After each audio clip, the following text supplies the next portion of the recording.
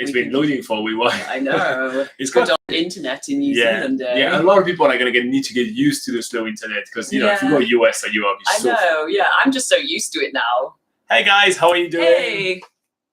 You get started. Shall I get started? Welcome to another one live video. We are here to answer all your questions about traveling in New Zealand. Despite this awkward start, Laura, take it away. All right. So if we are meeting for the first time, this is Robin and I am Laura, and we are the team behind BackpackerGuide.NZ, which is New Zealand's largest travel guide online. So if you do have any questions about traveling in New Zealand, about destinations to go to, what activities to do, and all the nitty-gritty stuff like that, we actually have information on all those things on BackpackerGuide.NZ, which is free to use. But if you don't fancy reading through our website, we do have this Q&A session which we do every single Sunday at this time right now, which is 8 a.m. New Zealand time. You can come here and ask your questions very specific to what you guys are doing. So just to let you know what time that is around the world. So like I say, every single Sunday at 8 a.m. New Zealand time, we do this Q&A session on YouTube, but elsewhere that is 2 p.m. EST in the US or 11 a.m. PST in the US. That's on a Saturday, not a Sunday. In Europe, that is, so in UK and France area, that is around 7 p.m. on a Saturday evening. And in India, that is 12:30 a.m. on a Sunday morning. Now, we always get those times wrong. So if you guys will be so sweet to type where you're from and what time it is for you right now, that'll be helping us to actually update those times and make sure that next week we don't screw that over. So go Paisha, greetings from Poland. Tell us what time it is. Matt Mac, I think you're from New Zealand, so I think it's 8 a.m. for you. Rugby Lover 81, 9 p.m. in the UK. Thank you very much for that. So we kind of need to change that. Summertime now. Oh yeah, okay. Yeah. Good morning, Hessian. How are you guys doing? Right, so we're going to be going through all the questions that you guys have for us. So if you want to put that in the live chat right now, I'll go for it. And in the meantime, you guys have sent us all your questions, and you have sent us a lot this week. And you send us your questions by commenting on any of our videos online, any of the video that we have, just type in the comment and say, hey, I've got a question for you guys. You can also find us on Facebook, Instagram, and Twitter to ask questions. And to find us there, it is... So on Facebook, just search Backpacker Guide NZ and send us a private message on there. On Instagram, you can just search at BackpackerGuide.NZ and send us a private message with your questions on there as well. And on Twitter, give us a mention at BPK Guide and send us your question there too. Here you go. All right, so more people have joined in. Charlie, 3 p.m. in Minnesota, USA. Oh, that's actually a good time, just right in the middle of the afternoon. Popping a beer and just watching us. That's pretty cool. Abiyu Day, it is 1:30 a.m. in India. Oh my no, God. the time has changed for India too. We need to update we just need list. To wipe that. Yeah. Mathilde Nogueria she's from the UK, and she asked about a route on the northern. And we'll go through your question just after we do the first one today, because we have one that has been asked a million times, so we need to cover it. And Gopesh asking if we are planning a trip around Europe. No. No, we're not. We're pretty well focused on New Zealand.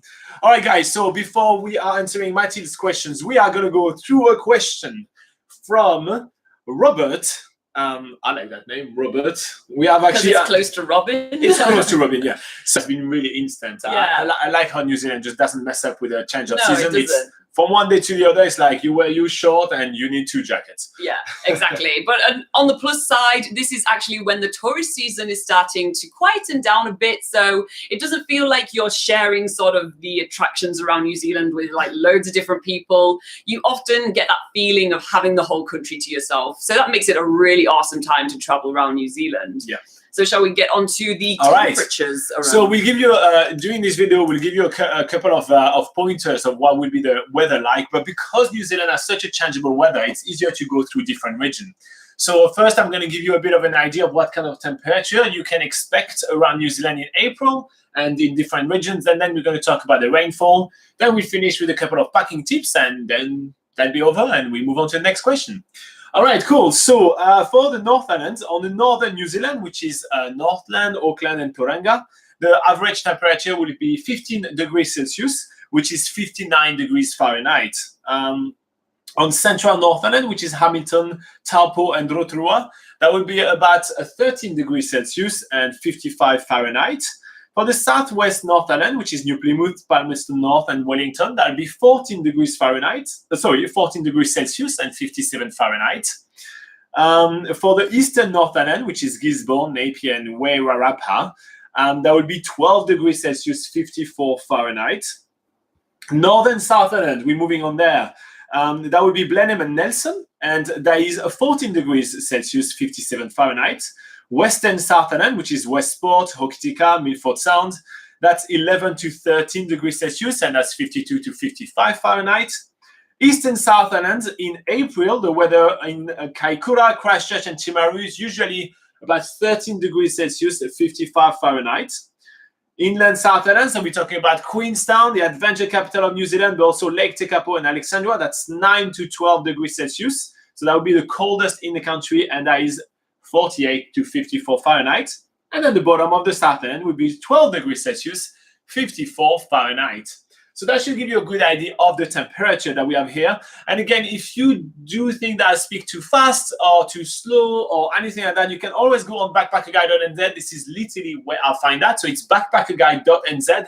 And then in the search bar, you just type weather and April. Or just type in April. Yeah, or just type in April, yeah. And we have a full article with all the temperature, the rain season, and all the advice of what to visit in April, as well as what to pack.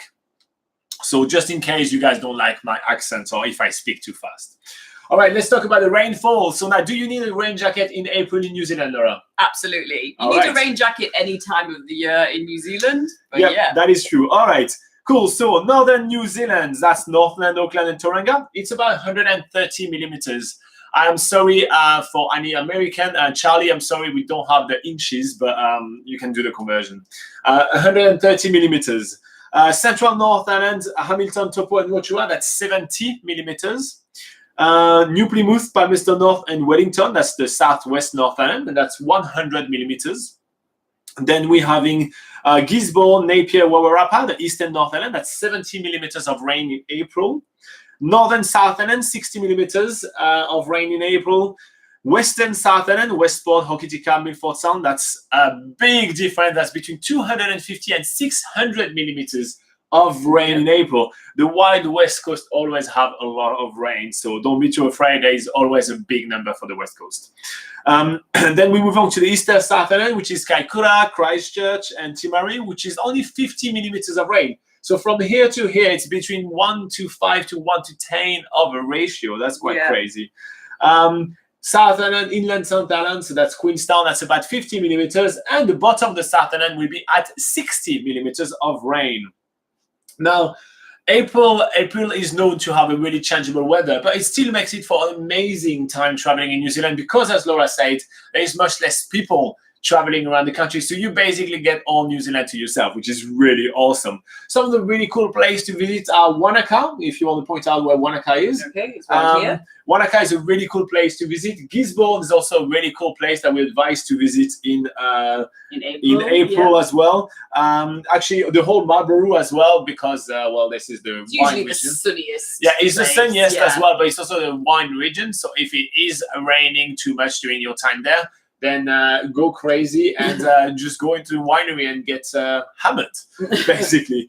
Milford Sound is really awesome to visit in April as well, because if you're lucky and it rains a lot, because yes, it is a good thing if it rains in Milford Sound, you can see thousands of waterfalls. But I don't even think that's the rainiest season for Milford Sound. Actually, summer is the rainiest season for Milford Sound. So you're probably better to head there if you want less chances for a rainy day. Maybe head to Milford Sound in autumn toward winter. All right, now a couple of things to pack. If you're visiting New Zealand in April, you're going to want to pack a rain jacket, that's for sure. Also, we strongly advise you to have some thermal layers, so some merino wool kind of leggings and maybe top thermal layers, because that will help you keep you warm even if it's raining a lot. It's all about like packing some layers basically. Yeah. And if you travel with a backpack and are going to be making your way into hiking with a big backpack, make sure to have a rain cover for that as well. Yeah, absolutely. Anything you want to add? Probably for your hiking shoes, make sure they are waterproof as well, or not just waterproof, but has that sort of waterproof membrane technology, which has many different names like Gore-Tex or High-Tech. It depends what brand you get, but just make sure that your hiking shoes are really, really well waterproofed, because you don't want to hike with wet feet, pretty much. But yeah, in terms of sunscreen, you probably don't need to worry about that too much in April now. You don't need to worry too much about insect repellent because the sandflies have calmed down since summer. So yeah, I think that's pretty much all the essentials covered. Yeah, I agree. All right, so if you guys want to know more about the New Zealand weather in April, check out the description below. There is plenty of links for you. And if you do have any questions of your own, put them in the comment below, put them in the live chat if you're watching now. Click like if you found us useful. We are here to help. All right, so we're going to go through the live chat quickly, and then we're going to go through Mathilde's question. Stolskin is asking about the minimum wage, but what is the usual rate, dollar per hour, for casual worker and permanent? So the minimum wage in New Zealand actually has changed literally this week. It is now $17.70 per hour for a minimum wage. And to be fair, it is quite high. So the average rate will be around minimum wage. Around minimum wage. Like people will be getting about $18 an hour, and that'd be pretty good. There are some work that can go up to $20 an hour, which are the work which have a bit of a dangerous kind of side, like any of the construction work and stuff like that. But you expect to get $17.70, and that's pretty much it. The increase has been huge because it has increased $1.20 per hour, which is almost a 10% increase in 1 year, which is very, very rare in the minimum wage. So yeah, and it's going to increase again a lot next year. So yeah, don't expect to get much more than what minimum wage is. Cool. So Graham Davidson says, how are you guys? You had a great time last month. Oh yeah. So you are already back home, or are you still in New Zealand traveling? And also, what did you do? Did you enjoy it? And Carl Mayer says Morena, which is Maori for a good morning. All right, cool. So on the live chat, we have Mathilde Nogueria, which is saying, hey, hi, I'm from the UK. What route should I do in 10 days Northern with a quick visit? Ki Kora. I think she means Kiara. All right, so let's take the map. What? Okay. Are you going to say the places first? What about that? Actually, we can do it as we go. If you want to. All right, so we have 10 days on the Northern itinerary. So we are going to be assuming, Mathilde, that you're going to arrive in Auckland, and we're going to assume that you're going to need to leave from Auckland. If that's not the case, make sure to tell us right now, quickly, before we change our itinerary. All right, so I think we're going to go for Auckland. Yeah, for sure. It's a little bit high for Auckland, but yeah. Never mind. Should we put Rotorua and Taupo as well? Yeah. Both of them. We will go over everything and remind you which one they are. Oh my God, your map is all over the place. Go. Is that for Taupo? Yeah, up. Perfect. We'll put Wellington, that's for sure. It's quite nice. Should we put Waitomo? Yeah, sure. Yeah. Do we not have the itinerary on Backpacker Guide? Yeah, we have, but we can do it like that. We know it by heart by now, come on. And for here, I think that's pretty good, right? That gives you a good overview of everything. Yeah, I think so. All right, cool. All right, Mathilde. All right, so you're going to be landing in Auckland, and you're probably not going to want to hit the road straight away because, well, you're going to be a little bit tired and you want to recover a little bit. So you can definitely spend a day in Auckland. There's plenty of really amazing things to do. If you want to do something very simple, because you're pretty tired, you just want to spend about an hour, you can go up the Sky Tower and have a great view of the whole city, as well as the whole Hauraki Gulf, which is all the islands that makes the harbor of Auckland. It's a really nice thing to do. If you do feel like you have a little bit more energy, you can definitely hop onto a ferry to go explore the Hauraki Gulf. There is an island called Rangitoto Island, which is amazing. So it's Rangitoto. And it's basically a volcano. You can go hike amongst lava fields, New Zealand native bush. There's some lava caves, and then from the top of the volcano, and it's not too crazy. It's about an hour walk. From the top of the volcano, you'll be able to see the whole Auckland skyline, as well as or the island of the Hurricane Gulf. Yeah. Another thing you can do is to hop on another ferry and go to Waiheke Island, which is the wine kind of area of Auckland.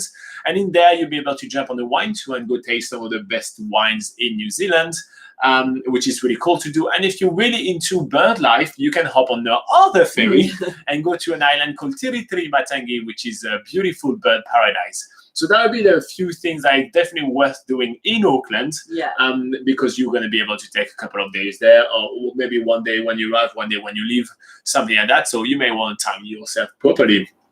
And then you can definitely explore the Bay of Islands. Yeah. So do you want me to draw a little go for line it. here?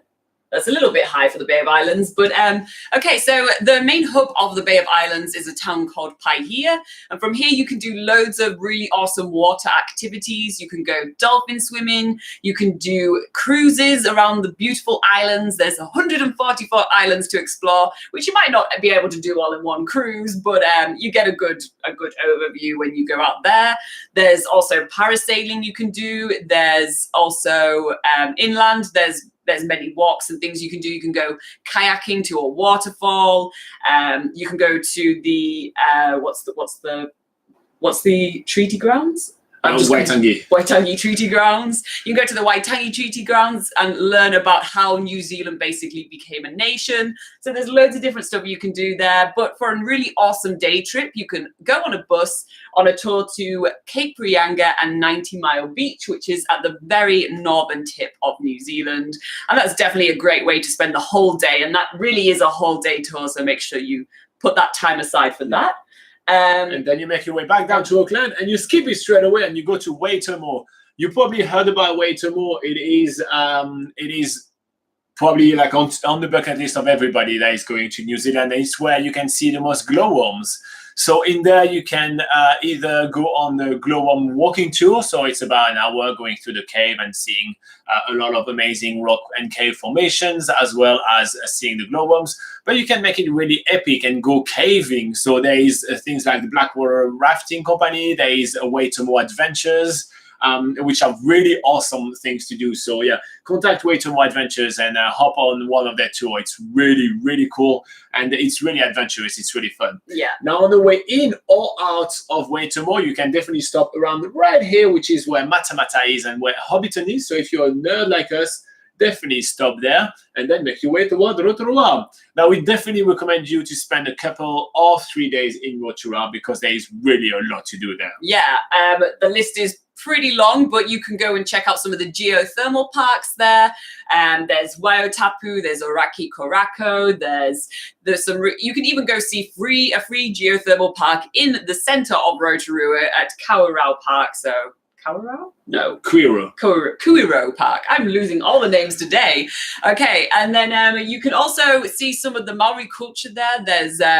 There's evening Maori tours, which are really cool, like the Tamaki village and is it Mitai? Yeah, so they do some evening shows where you can see some cultural performances. You can have a hangi, which is like some traditional Maori food. There's lots of really awesome Maori cultural experiences to be had. And also around Rotorua, there's a lot of really awesome hikes you can do. You can go check out the lake, the Blue Lake, the Green Lake, the loads of different lakes, Lake Tarawera. There's the list. Surprised you got the name right on this one. I know, finally got the name right. There's also the gondola up a mountain where you can go do the luge. You can do downhill mountain biking if you're into that. Honestly, the list is endless, and we'll make sure in the description below when we do the rebroadcast of this video, we'll put a link to some of the awesome things you can go and do in Rotorua. And then there is only a short drive. A short drive toward Taupo. It's, let's say, about between 45 minutes and an hour to drive to Taupo. So now this is on the edge of New Zealand's largest lake. Lake Taupo is absolutely gigantic. It is one of the cheapest places in the country to do skydiving, which is really awesome. So you can skydive up to 18,000 feet, which is amazing. You get to see Mordor, which is basically Mount Tongariro, Mount Ruapu, all of those beautiful mountains on the background. It's really awesome. You can say you skydive above Mordor. That is really, that's nerdy, but really good. Also around the area, there is some amazing hot pools as well. They actually just finished refurbishing one of the natural hot pools, and it's completely free to do. So it's really awesome to do. And there is some really epic whitewater rafting to do there as well, which is quite cool. Now, if you are happy with all of those and you basically want to explore this area, we usually say that if you're here to travel 10 days, we try to point people out to about only 6 destinations. So like that you can actually spend a couple of days in each, and you actually can kind of, have some time to take a breath and really explore this area. So if you're happy with that, then you make your way back up to Auckland, and then, you fly off and you're sorted. But if you do want to do a little bit more, the drive down here, because just below Taupo, there is also the Tongariro crossing, which is obviously the most popular hike to do in the country. So you can either, if you spend some extra time in Taupo, drive there, do the hike, and then come back, or you can just drive there and stay in the little town of Turangi, for example, and do the beautiful Tongariro crossing, an amazing, amazing hike. I mean, you probably heard of that if you're planning a trip in New Zealand. Then make your way down to Wellington. Wellington is a really special city. There's heaps of amazing museum, amazing coffee shop. It's just a very different vibe for a capital city. You won't really believe it's a capital city, trust me. And then you can either fly up to Auckland, because the flight between Auckland and Wellington are really cheap, or you can just drive back to Auckland. That's a one-night drive basically, if you want to do that. So it's kind of really up to you. There is the opportunity to kind of cut and go back here and just forget this whole section here, because you're driving all the way down to Wellington almost instantly. So yeah, that's basically our take on spending 10 days on the North Island. But we have plenty of other itineraries ideas. So if you go on BackpackerGuide.NZ and you check out in transportation our itinerary samples, we call that itinerary sample actually, you check those one out and you will find plenty of ideas. And we actually have one for 2 weeks on the North Island, so you'll be able to see one, like a bit more of a crazy one with much more to do. Anyway, I hope that was helpful to you. If you do have a question of your own, in the comment below. If you find that helpful, like and subscribe. All right, cool. What do we have on the live chat? So Graham, he did Auckland to Queenstown to Christchurch to Kumara to Palmerston North to Gisborne to Hotwater Beach to Auckland. Wow, that was a long trip, Graham. It looks like you had a blast though. Sahil is asking, Christchurch expensive compared to other New Zealand cities? Is it easy to find a seasonal job as a student? Sahil, we have a complete video by Christchurch about jobs, student accommodation, all of that. So make sure you check this one out, and you'll have all our answers about that. So if you go on the channel, you click on video, and there is a search bar just right on the channel. You just type Christchurch, and you'll find all our videos about Christchurch. Alberto, Santa Barbara County. Hey guys, view your video about internet service. Where is the best place to find free Wi-Fi, or should we get a SIM card? We have Verizon, and typically they have their international plan at $10 a day. So yeah, there is plenty of places where you can get free Wi-Fi around New Zealand. We actually have an article on Backpacker Guide about where to find free Wi-Fi. However, it's just in the coffees and everything like that. So we always strongly suggest you get yourself a SIM card just for the time you are in New Zealand. Because with a SIM card, you'll be able to get about 3 gigabytes for about $16. And that will last for an entire month. For a month, Yeah, so compared to your plan at $10 a day, I think that is $10 crazy. a day is pretty expensive. I mean, that's $300 a month. Yeah, I guess they mean US dollars. Yeah, on top of that, even more. Yeah. So I would strongly suggest to get. I mean, you can even get yourself a cheap cell phone, and you can get yourself a cheap smartphone for about like $60, and then you get yourself the SIM card, which is going to be coming with the cell phone, and then you buy your plan for about like, let's say $20 if you're a big one. You're still under the $100. So compared to what you would be paying, that's crazy. So yeah, I definitely wouldn't pay that much, Alberto. Sorry. And Erudit Malik say, all your videos are so useful. Keep up the good work. Thank you. We will. I like it. All right. Should we go through one of the questions that we received, maybe? Yeah, let's do it. Yeah, cool. All right. So we had Koala Cat on Facebook that asked, hi, Robin and Laura. I love so much all your tips and videos. So I have a question for you. What is the best hot spring in New Zealand? I want to soak for cheap. So if it's free, it is better. I like to soak for cheap too. All right, cool. So first up on BackpackerGuide.NZ, we have an article called the 7 free hot springs in New Zealand. And guess what? It's easy to find. Just add free hot springs New Zealand on Google, and you should find that really easily. Yeah. But yeah, there are plenty of hot springs and a little bit all over New Zealand. So we'll cover all of them. And, you know, just one by one, tell you what they are and what they are all about. And you'll find that they all offer a very different experience, which is quite cool. Yeah. Do you want to get us started, Laura? Yeah, sure. So let's get started with probably one of the most unique hot springs in New Zealand, which is at Hot Water Beach in the Coromandel, which is in the North Island. And this beach is famous for having some hot springs that go just underneath the sand. And at low tide, when the water's out, it reveals an area where the hot springs are going to be. So what you need to do is dig yourself a hole, and you will be digging your own little hot pool. So you can hire spades from the nearby holiday park. There's a nearby general store that also hires out spades. Just grab yourself a spade from there and obviously pay to hire it. Yeah. Grab it and run. I'm taking it. And yeah, you dig yourself a hot pool at low tide. Mix some of the ocean water in there as well, so that it's a very good temperature to bathe in, because it's around 60 degrees Celsius, just the hot water itself, which is a bit scalding. Pretty hot. Yeah, so that's a really awesome place to go and dig yourself your own hot pool for free. That is really awesome. Except for hiring out the spade. Yeah. But I think you can afford that, right? Yeah, it's cool. All right, cool. So the next one that we have is a spa park, which is in Taupo. Now it's a little bit outside of the city center, but it's very well marked. Like, I mean, everybody knows where that is. And recently they actually have been refurbishing a little bit all around. So there is now changing rooms, toilets, and there's even a cafe, right? Yeah, there's a little cafe there as well. So it's just alongside the river, which is quite it's a Waikato River, sorry.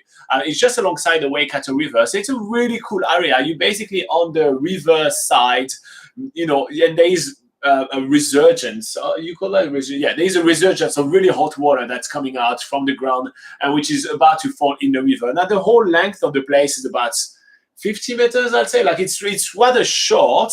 But through this little canyon, there is just so much hot water, and it makes it for like some really cool bathing experience. And if you are getting way too hot in the water, we'll just keep going down. And when you arrive in the Waikato River, I can guarantee it's going to be really cool.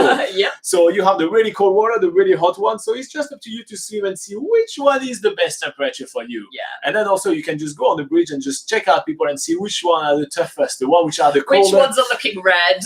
Which one I can handle the heat.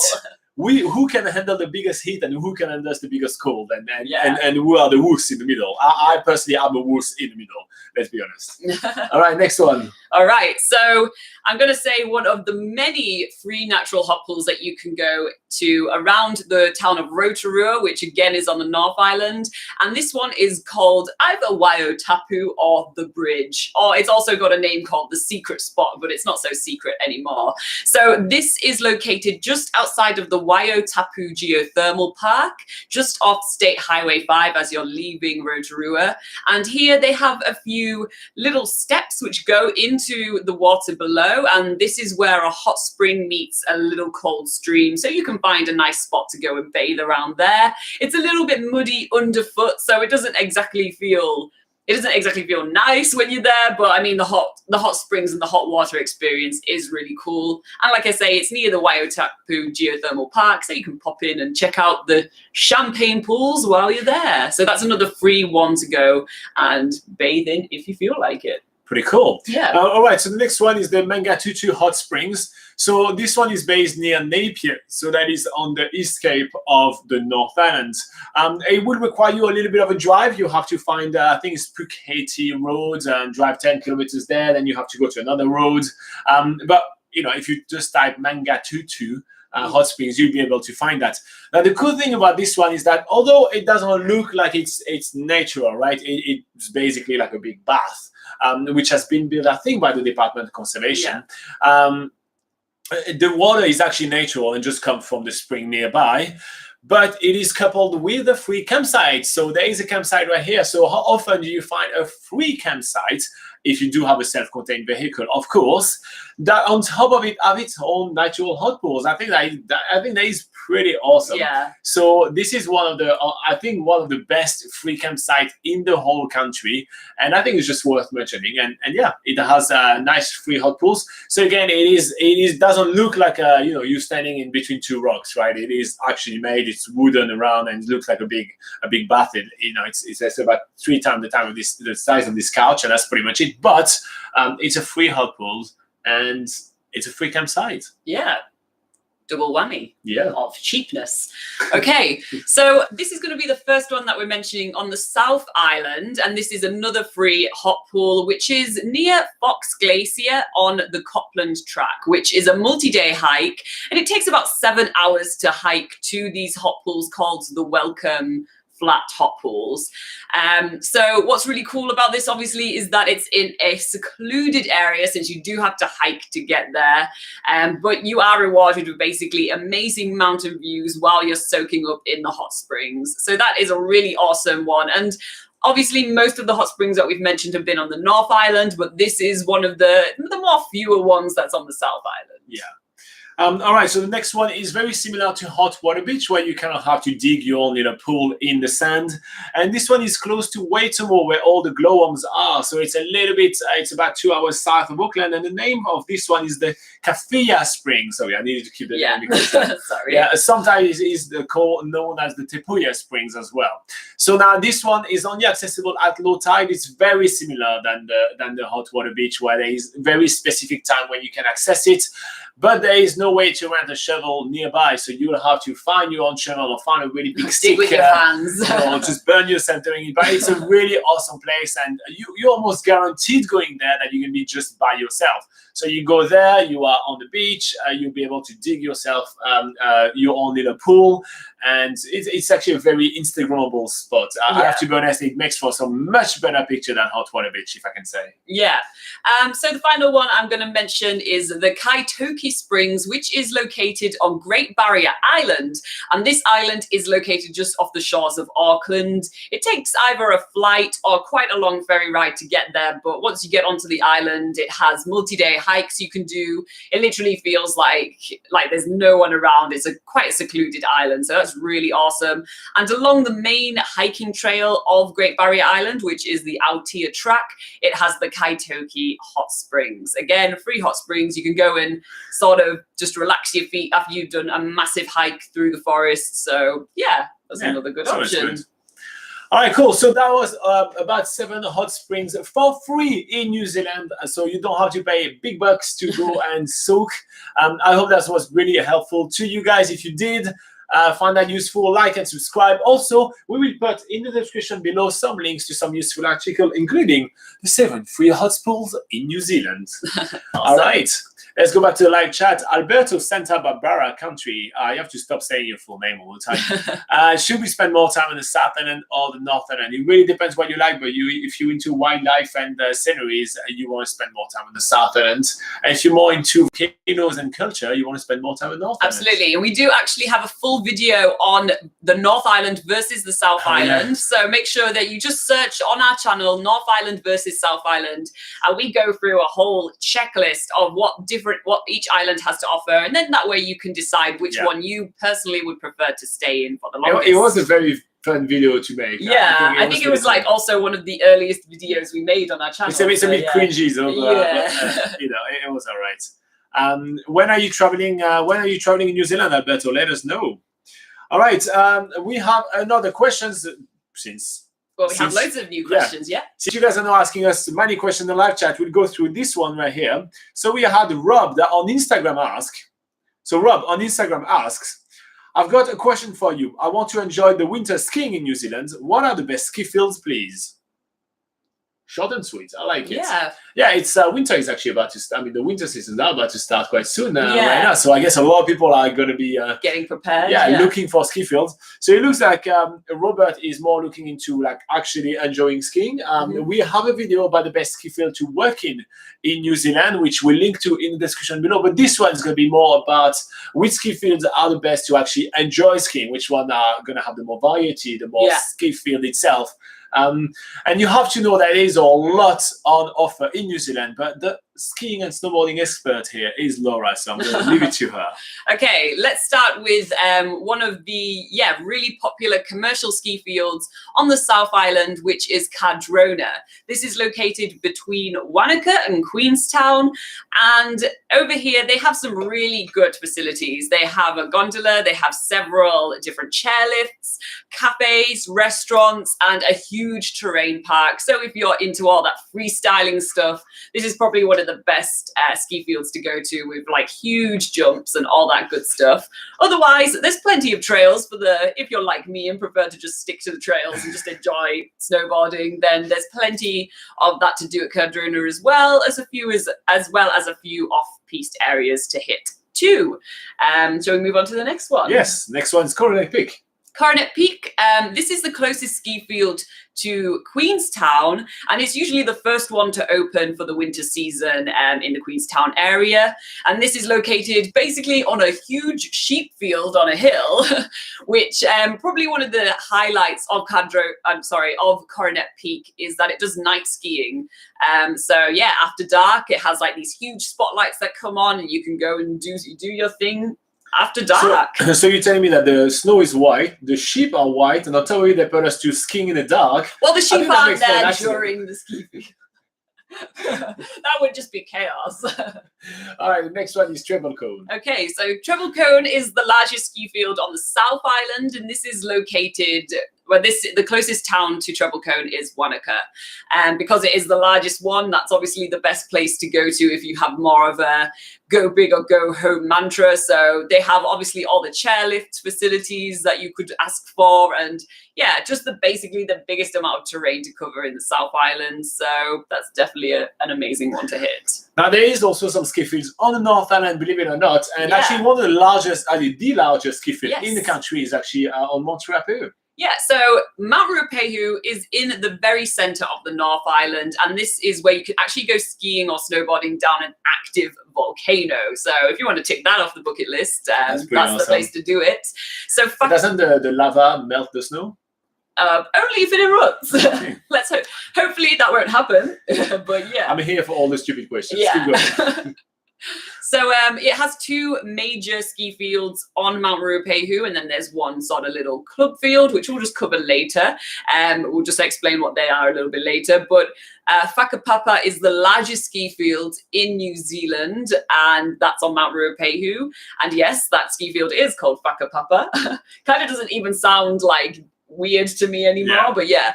And then there's Taroa. So a really cool thing is that you can buy a ski pass for basically both of those ski fields, and you one ski pass, and you can access both of those ski fields. So that's twice more terrain to cover. So that's pretty good. Yeah, that's this is definitely the one of the best value for skiing. Yeah.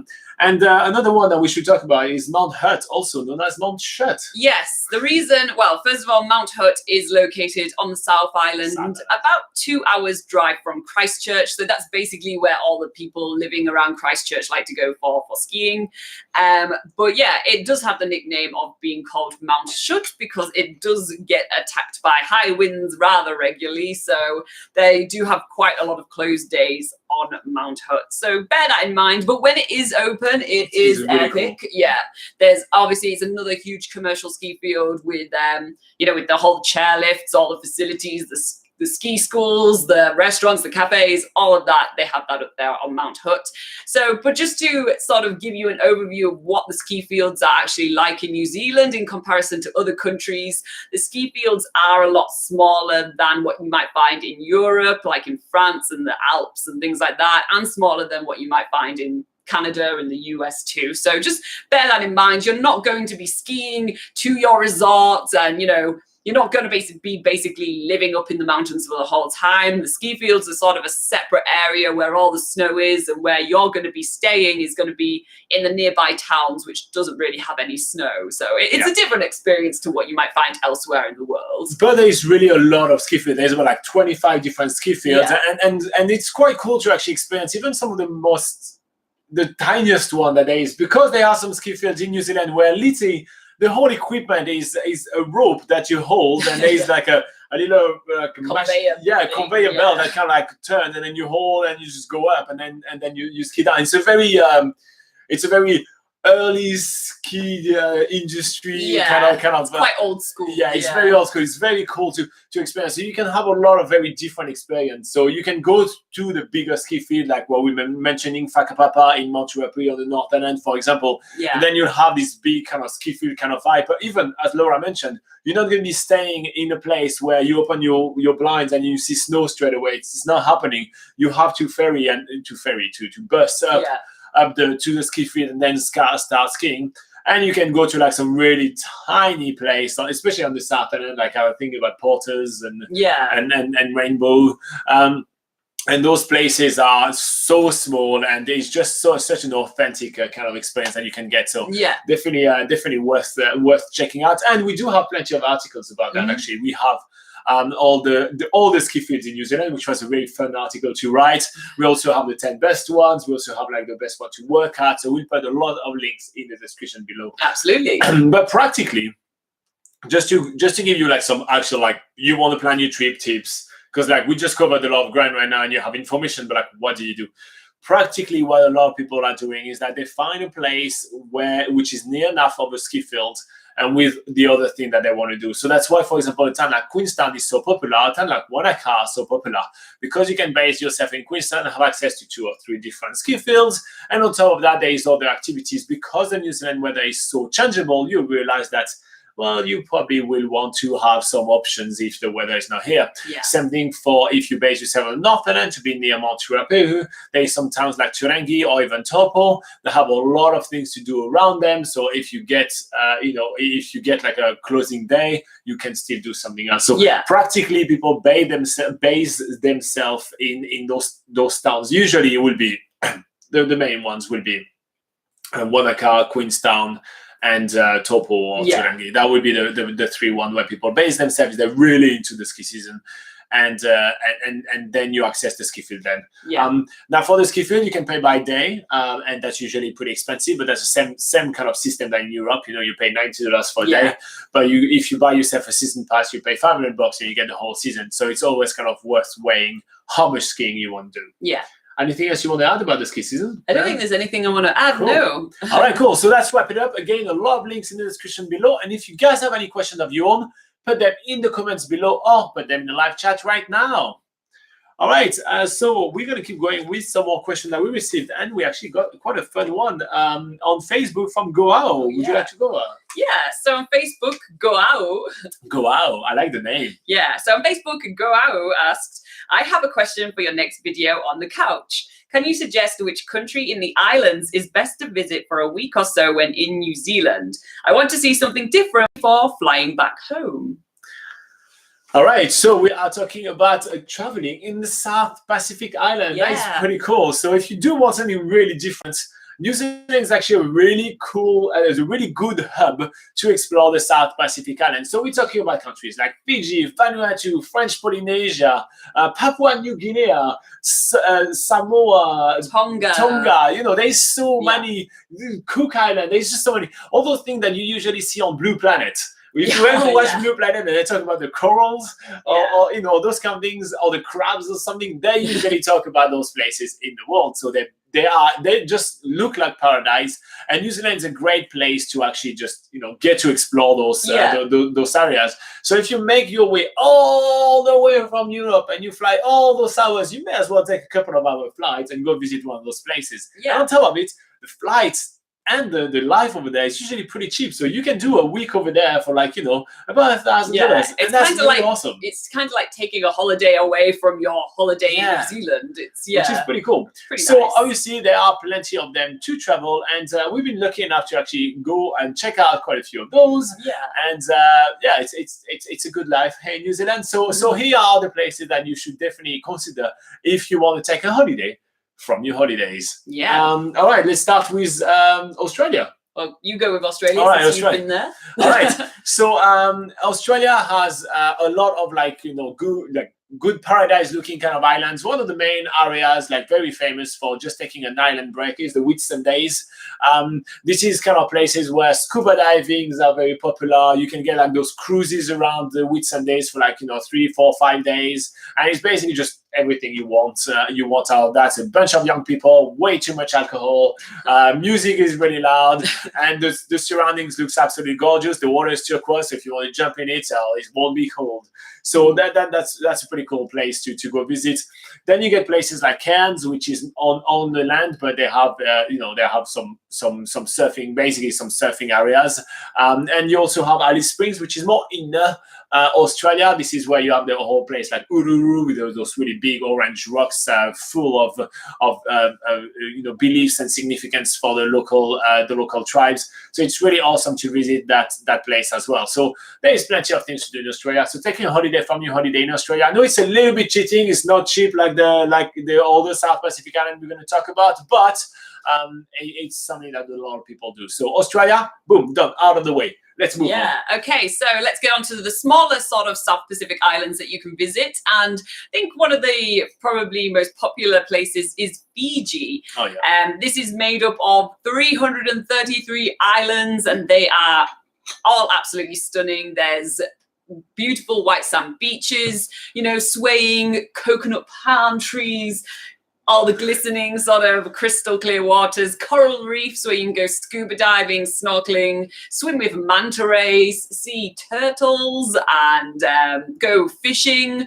You can go, there's actually quite a lot of inland activities you can be doing as well, because they do have a couple of larger islands, and there you can go and do whitewater rafting. You can go and do like jet boat river tours, kind of similar to New Zealand. Actually, in Fiji, there is an option to jump on the plane, go skydive, and land on the island where you're going to be staying the night. And it's basically it's just an awesome way to arrive somewhere. I think it's so cool. Exactly. Anyway, so you can get a lot of stuff. Yeah, so there's more to Fiji than meets the eye, basically. You do have all those beautiful paradise islands, but there's a bit of adventure to be had there as well. So a really cool place to go and actually plan your trip for Fiji is FijiPocketGuide.com.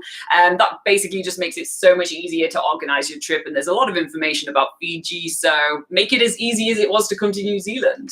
There you go. Yeah. Now, the next one on the list is Vanuatu. So I was already thinking about another one. Oh, yeah. The next one on the list is Vanuatu. Now, so this is one of the French islands. So they do speak English over there, but they also do speak French. So bonjour, Vanuatu. Now, Vanuatu is really famous for all its volcano. It's a very volcanic country. It's a very raw and rough country. It's really awesome. But it has the support of the French government. The facilities over there are really good. So it's a very safe place to travel as well. So a lot of people pick Vanuatu for that. It's a mix of all the volcano, the paradise-looking beach, and a little bit of French culture. So the food is really good, compared to other places like Australia. But yeah, so there is all this combination right now that makes it for a very unique experience. I mean, I don't think I've ever seen a place like Vanuatu. So it's a mix of so many things, and yet it works. It's quite amazing. Yeah. And the wildlife also is really amazing. There is a lot of obviously beautiful marine wildlife, some great coral to swim in, but there is also a lot of bird life. The birds that are super colorful, like all those Paradise Island birds, basically. It's quite an amazing place to visit. So Vanuatu is definitely on the list as well. Yeah. Another really awesome one to go to is Tonga. Again, Paradise Islands, lots of beaches, a lot of palm trees, crystal clear waters. But probably one of the highlights of Tonga is going to swim with whales. This is probably one of the very few places in the world where you can actually legally go swim or snorkel with whales. Imagine that. It's definitely a bucket list activity. So if your dream is to get in the water with whales, then Tonga is the place to go. Moving on to another set of islands, the Cook Islands is often compared to be very similar to New Zealand because they have the Cook Island Maoris. Their culture is very similar to New Zealand, but it's more obviously tropical. It's a tropical paradise. So if you really loved your experience in New Zealand, you want to see sort of something quite similar, quite familiar, so you don't get too much of a culture shock, then the Cook Islands is a good place to go and get that sort of holiday experience on the beaches and go snorkeling, get some of that culture as well. That's another really awesome destination. And the next one is French Polynesia. So French Polynesia is, well, as the name says, it's also another French island. So if you kind of want to visit, visit a place that will be, what would be Europe under the palm trees? That's exactly what it is. It's another really big clash of the culture, and it also has access to amazing wildlife, especially marine wildlife, as well as beautiful birds and forest and all of that. So it's a really, really cool place to visit.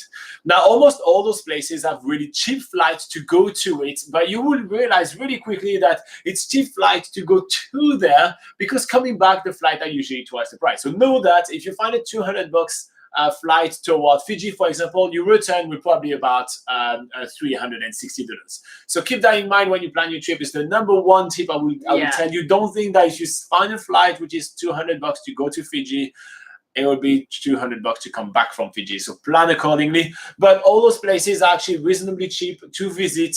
The flights are reasonably cheap to get, and they're all very easily accessible, especially from Auckland. But there is also quite a few flights from Christchurch as well that can head toward the island. So definitely worth considering when taking a trip to New Zealand, visiting one of those amazing paradise islands. I think, you won't be disappointed, I can tell you. It's absolutely amazing. So we do have articles on BackpackerGuide.NZ, which talks about all those islands that we've mentioned, and as well as some guides and where to find like cheap accommodation and activities at each of those islands. So we'll make sure to link that in the description below when we do the rebroadcast of this video.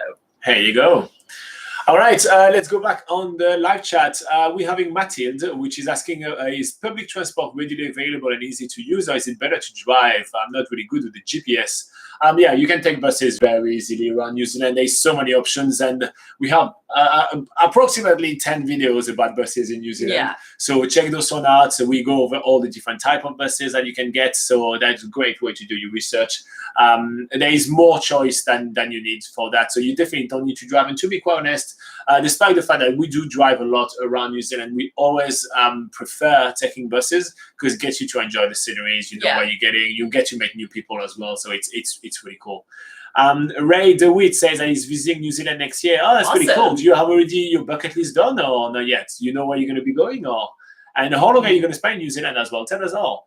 And Russell says, what's the best way to get around the South Island and West Coast with that major is shut?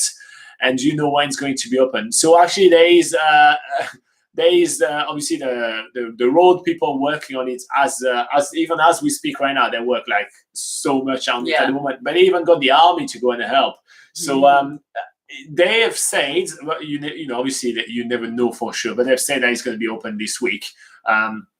This coming week, so they're working on it. I don't think it's going to be shut down for very much, but you can definitely go around.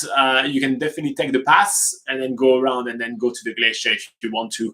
But for now, one of the best ways is just to drive the West Coast, go through the pass, and then go back to basically the East Coast. So that's the best way to do it right now. To be fair, the drive through the passes are absolutely fantastic in New Zealand, so it's really gorgeous. And I was just going to say, you can also get that glacier sort of experience because most people go to Franz Josef and Fox Glacier for that glacier experience. But if you want to maybe just go somewhere else for that experience, you can go to the Mount Cook National Park on the east coast of the South Island, and they do heli hikes to the longest glacier in New Zealand. So you do have other options. Not everything is in Franz Josef. So you have actually the Mount Cook Glacier, and the Mount Cook area has the Tasman Glacier, which is where you do your heli hike. It is actually slightly cheaper than doing in Fox or Franz Josef Glacier, and it is the largest glacier in the country. So it's definitely worth doing. Also, it's less of a crowded experience, so definitely worth considering if you are on the very short time. Otherwise, if you're not on the very short time, they are working on the bridge really like a lot right now. So this is going to be open really quickly. I mean, if you consider like it's literally one of the main arteries of the country, so there is no the way. You kind of have to make it work. Yeah. So just keep updated on the New Zealand Transport Agency website. They do updates on the roads like constantly. So that's probably the best place to keep an eye on to see like when they predict that it's going to be finished, or where, you know, just it gives up-to-date information on the roads. Another great place to get this update is just to go on Facebook and to like the West Coast tourism. So you just have West Coast tourism, and it's like the West Coast region. You know, they promote themselves and all of that, but they put all the updates there, so you know straight away when it's going to be open, and you have all the up-to-date stuff. This is how they communicate with us, and this is how they tell us, like, you know, what's going to be open and when and everything, so we can keep the guide up to date. So we do that quite often. So I will go and on Facebook and go do that because it just makes it easier. So yeah, that's basically how I will do that. But again, if you're not on the rush, it will be open. If you're on the rush, we'll go to do another glacier basically. And that's pretty much it. All right, cool. All right, do you guys have any quick fire questions for us? We have an extra 5 minutes with you guys, otherwise we go through another question. But if you have some quick fire questions, things that you want to know, go for it right now. We are here to help. We see that you guys are always asking us like questions about, how to plan basically your trip and your itinerary around New Zealand. You're always kind of like, okay, I just have 10 days and I don't know how to do like the northern end or the southern end and those kind of things. So as a traveler, one of the really easy way to plan that is to look at what kind of tours are available. And it doesn't mean you have to buy the tour, but you think that if you know, like let's say Kontiki decide to hit like, you know, all those 7 spots on the north end, that may be some of the most popular spots to visit. And so then on your own way of transportation, you either taking the, you know, national buses or either renting your own car, well, you may want to follow these kind of itineraries as well. So that will help you guys kind of figure out how to do it. Also on BackpackerGuide.NZ. So I know sometimes it is a bit hard to navigate because there is just so much, like, you know, again, we have over 2,000 articles for you guys. But on the menu right here, if you go on travel tips right here, and then transportation right here, we have itinerary samples. And in there, we literally have like tens of itineraries that we made and that we think are kind of like the best ways with your time to kind of explore New Zealand. So we have like all those 7 days on the southern and 7 days on the northern end, which is 1 week. We all have all those months here, months there. We have even like actually more than a month, but we have 3 weeks, we have 2 weeks, you know, the whole of New Zealand, just the northern end, just the southern end, all those variation to help you plan your trip. So if you're traveling in New Zealand in only 2 weeks and you want to do the whole country, well, we do have this itinerary right here where we list all the activities that we think you should be doing. When we give you like all the driving time as well is between all those locations, all the things that you should stop along the way as well. So we actually have, I know all those articles are very long, but man, they are so full of information. So I think it's a really cool way to kind of plan your trip, and you have every single section. So for example, this one here will be the New Zealand in 3 weeks road trip. So you get a bit of an introduction right here. But look at just what you have for day 1, which is just arriving in Auckland. You get a suggestion for accommodations, you get all the things to do that you need to do, the driving time and intro of all those places. And you have that for every single one of those 3 weeks, every single one of the days for those entire 3 weeks. So make sure to check those things out, to check those itineraries out, because man, we have put hours and hours of work on planning those things, and even hours and hours on location doing our research for that. So make sure you check those one out. So Dario Manarino is asking on the live chat, is Wellington the best city to work as a chef? I think it's a really cool city to work as a chef because there is so many restaurants. It's such a foodie kind of place. Even if you're not working like in a restaurant, you know, there is a lot of cafe that have like literally full of menus for food. Like the food scene in Wellington is really awesome. Yeah, it is. There's definitely like one of the places where there's going to be the most like sort of passion around cooking and being a chef. So you'll be with a lot of like-minded people in that sense, but also bear in mind that it's going to be very competitive because Wellington is the obvious place to go and be a chef. It is obviously a great place to go be a chef, but everyone else is thinking the same thing. So you might find it might be a little bit competitive to get a job there, but I mean, we don't know how good you are. You might be an awesome chef. So if you're a great chef, it's a great place. I mean, awesome, yeah. So, but it might not be the best city. It's hard to say, because there's also a lot of cities around New Zealand which also have a very good reputation for their food and stuff. Yeah, so. New Zealand food scene is definitely going up and up and up and up. So you know, like basically the best city to be a chef for me would be the city where I kind of I found a job in a restaurant that I kind of really dig the vibe, right? That's basically what it would be,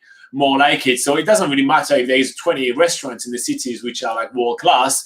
I just want one that I'm happy to work in. And then, you know, like if you come to New Zealand, you're probably going to want to explore the country. Yeah. So I would keep my options open, but Wellington definitely a great place to start, because that will help you kind of evaluate where is the food scene in New Zealand compared to where you're from, Dario. Because also we don't really know where you're from and what's, you know, what you're bringing there. So definitely kind of go, like I would go to Wellington, that's for sure. Yeah. And because I want to kind of try the food and try to get a job in these kind of places and everything, for sure.